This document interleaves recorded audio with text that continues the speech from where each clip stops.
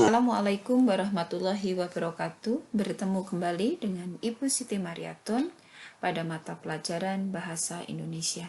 Bagaimana kabar kalian hari ini? Semoga kalian baik-baik saja. Tetap semangat, tetap stay at home, jaga kesehatan, jaga imunitas untuk mengikuti pembelajaran kali ini. Pada pembelajaran kali ini, kita masih tetap akan belajar tentang teks diskusi. Berarti materi ini melanjutkan materi yang sebelumnya. Nah, pada materi kali ini kita akan belajar KD 3.10, yaitu menelaah pendapat, argumen yang mendukung dan kontra dalam teks diskusi berkaitan dengan permasalahan aktual yang dibaca dan yang kalian dengar. Anak-anakku sekalian, tujuan pembelajaran kita kali ini, tujuannya ada dua. Yang pertama, kalian mampu menelaah pendapat, argumen yang mendukung. Dan yang kedua, kalian mampu menelaah pendapat atau argumen yang bersifat kontra. Nah, kemudian, belum kita belajar itu, Ibu akan sajikan satu buah teks, yang teks tersebut sudah Ibu beri warna. Yang pertama, Ibu bacakan ya. Corona merupakan virus berukuran besar yang memiliki diameter 400-500 mikro.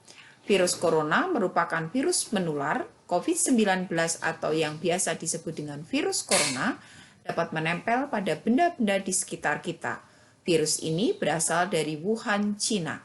Gejala dari virus ini bermacam-macam, contohnya batuk, pilek, demam, gangguan pernafasan, sakit tenggorokan, letih, hilang indera perasa, dan indera penciuman.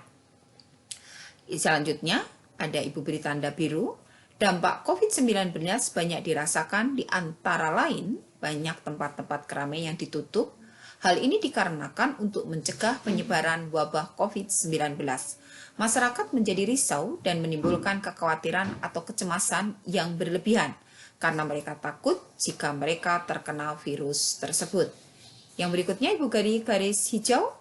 Mari buat di warna hijau. Kondisi ini juga membuat masyarakat lebih mendekatkan diri pada Sang Pencipta. Manusia-manusia tersebut tidak berhenti berdoa kepada Allah, dan yang paling utama, manusia mulai mentaati arti penting menjaga kebersihan. Dan terakhir, dari uraian di atas dapat disimpulkan bahwa manusia harus bijaksana menanggapi munculnya wabah ini dan berusaha mendekatkan diri serta menjaga kebersihan adalah hal utama yang harus dilakukan, mencari cara tetap menjalin silaturahmi walau tidak bertemu, itu yang utama. Anak-anakku, di sini ada 4 bagian. Bagian yang pertama adalah penjabaran isu. Isu itu artinya seperti sebuah ide pokok. Jadi kita bicara tentang apa, isu yang sedang tren apa, isu yang sedang muncul apa, itu diangkat dalam forum diskusi. Yang sedang muncul, yang sedang tren itu apa? Oh, wabah corona. Berarti kita akan mengangkat isu tentang wabah corona. Jadi wabah corona secara umum. Itu berarti penjabaran isu.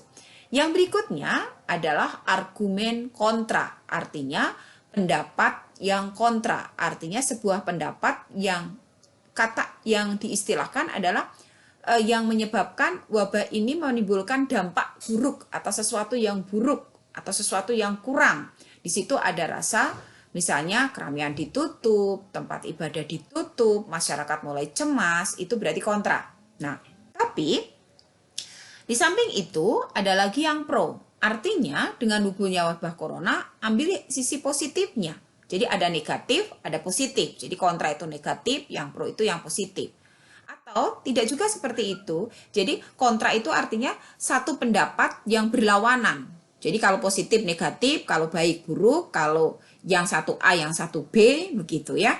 Nah, kondisi ini juga membuat masyarakat lebih mendekatkan diri pada Sang Pencipta. Manusia tersebut tidak berhenti berdoa kepada Allah, dan yang paling utama manusia mulai mentaati arti penting menjaga kebersihan. Jadi ini adalah kontranya. Gak apa-apa, corona gak masalah, ditutup gak apa-apa. Tapi ada efek baiknya. Jadi sesuatu pendapat yang antara satu dan orang itu ada plus minusnya begitu ya. Dan yang terakhir adalah simpulan. Pada materi simpulan ini berarti kita simpulkan dari pendapat pro maupun dari pendapat kontra tersebut. Dari uraian tersebut dapat disimpulkan. Kita lihat sedikit di atas, kita harus bijaksana, jangan terlalu gelisah, kemudian jaga kebersihan, taati semua protokol kesehatan. Nah, ini adalah struktur dari teks diskusi. Nah, selanjutnya kita akan coba lihat pada tabel ini atau lihat pada tabel ini. Di sini ada isu. Isu itu isinya apa? Isu itu isinya pengantar atau pendahuluan. Kemudian pada tahap argumen itu harus setiap kali membuat argumen pro itu pakai gagasan utama, kemudian jabarkan. Kontra, gagasan utama, jabarkan. Tapi sudut pandangnya lain. Jadi kalau yang satu sudut pandangnya misalnya ke arah kiblat, yang satu yang arah timur, yang satu sudut pandangnya ke arah barat. Jadi tidak boleh ngikutin, tetapi harus berbeda sudut pandang. Seperti tadi kan sudut pandangnya yang satu resah, yang satunya ya udah nggak apa-apa, minimal mendekatkan diri, berarti punya sudut pandang yang berbeda. Itu pro dan kontra. Nah, yang selanjutnya baru kita simpulkan dari sudut pandang yang tadi, sudut pandang yang beda tadi, kita simpulkan menjadi sebuah kalimat simpulan yang berisi simpulan dan saran. Saran terbaiknya bagaimana? Nah, ini anak-anakku untuk struktur dari dan model dari teks diskusi. Struktur dan model dari teks diskusi. Selanjutnya kita akan belajar berikutnya, yaitu tentang unsur kebahasaan. Kita akan mencoba mencermati teks selanjutnya. Nah, Ibu akan coba bacakan. Merebaknya wabah corona menyebabkan pemerintah mengambil sikap tegas. Kementerian Pendidikan dan Kebudayaan memutuskan untuk menutup sekolah dan melaksanakan pembelajaran jarak jauh. Perhatikan, di situ Ibu sambung lagi. Pembelajaran jarak jauh ini dimaksudkan agar dapat menekan penyebaran virus corona. Namun, pada kenyataannya, keputusan Kementerian Pendidikan ini menimbulkan permasalahan yang tidak sederhana bagi masyarakat pedesaan. Banyak guru yang harus tetap mengajar dan mendatangi tempat tinggal siswanya, atau sebaliknya, guru hanya memberikan tugas tanpa memberikan teori apapun. Di bawahnya ada lagi, kondisi ini tentu menjadi kondisi yang cukup sulit. Tetapi kalau pelaksanaan pembelajaran jarak jauh tidak dilaksanakan, tentu akan memakan banyak korban jiwa. Nah, dan kondisi ini tentu akan membuat sulit tenaga medis dan yang lebih parah lagi, pemerintah akan makin direpotkan apabila kondisi penyebaran virus tidak terkendali. Berdasarkan hasil pembahasan di atas, jelas bahwa keputusan pemerintah, terutama Kemendikbud untuk menutup sekolah merupakan keputusan yang tepat. Dan guru harus diasah kompetensinya agar tetap melaksanakan pembelajaran yang berkualitas, dan untuk menekan virus sebaiknya himbauan pemerintah diindahkan agar badai cepat berlalu. Kita cek, adakah unsur apa saja pada teks diskusi? Yang pertama, penggunaan waktu sekarang. Kenapa? Tadi ketika kita mengatakan bahwa pertama kali adalah penjabaran isu, berarti yang pertama yang diangkat ketika kita membuat sebuah teks diskusi adalah kondisi yang sedang marak. Berarti sesuatu yang sedang sedang marak. Misalnya yang sekarang yang sedang marak, misalnya bencana alam, atau pembelajaran jarak jauh, atau banyak hal lah misalnya yang sekarang sedang trends dibicarakan orang, ramai dibicarakan orang.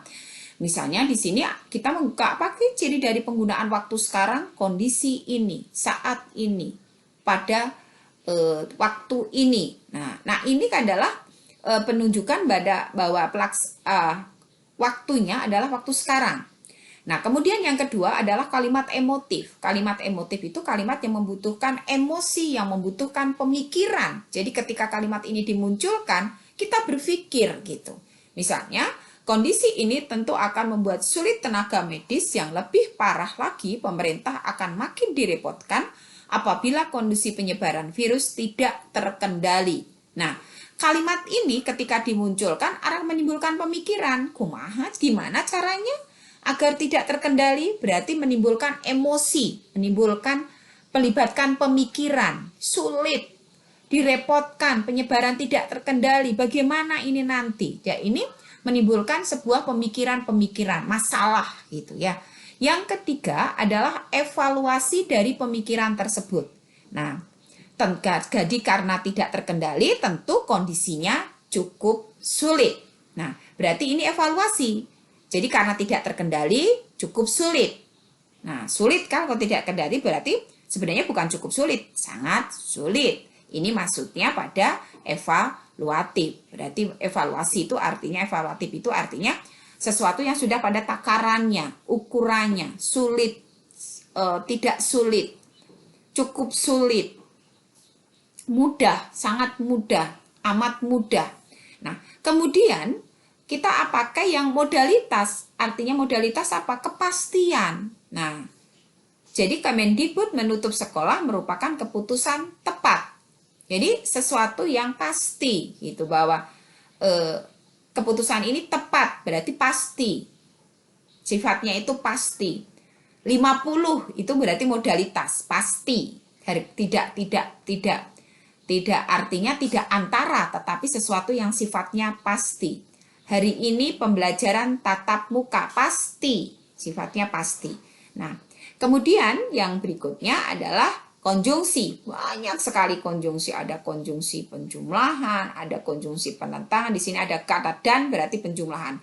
Kalian bisa pelajari lebih jauh pada buku paket halaman 133. Dan yang keenam adalah kohesi. Kohesi itu artinya bentuknya sama. Misalnya di situ Ibu memberikan contoh melaksanakan pembelajaran jarak jauh, titik. Pembelajaran jauh-jauh ini lanjut. Atau misalnya begini, Ibu pergi ke pasar. Saat aku pergi ke pasar, jadi ke pasar nyambung. Jadi antara kalimat yang satu dengan kalimat, ada beberapa kata yang dipotong dan itu dilimpahkan pada kalimat berikutnya. Itu berarti kohesi. Nah, yang berikutnya adalah koherensi. Maknanya yang saling berkesinambungan. Nah, keputusan Kementerian Pendidikan untuk ini menimbulkan permasalahan yang tidak sederhana bagi masyarakat pedesaan. Apa permasalahannya? Banyak guru yang harus tetap mengajar. Berarti ini adalah kelanjutan dari kalimat pertama tadi. Nah, seperti ketika ada satu pertanyaan, mau kemana kamu? Saya mau pergi ke. Berarti kan nyambung. Ketika ditanya A, ya jawabannya A. Ketika ditanya B, ya jawabannya B. Bukan, mau kemana kamu? Jawabannya, tadi pagi aku makan. Berarti itu tidak koherensi. Jadi tidak ada kesinambungan makna dari kalimat satu ke kalimat yang kedua. Sangat jelas bukan? Sangat mudah.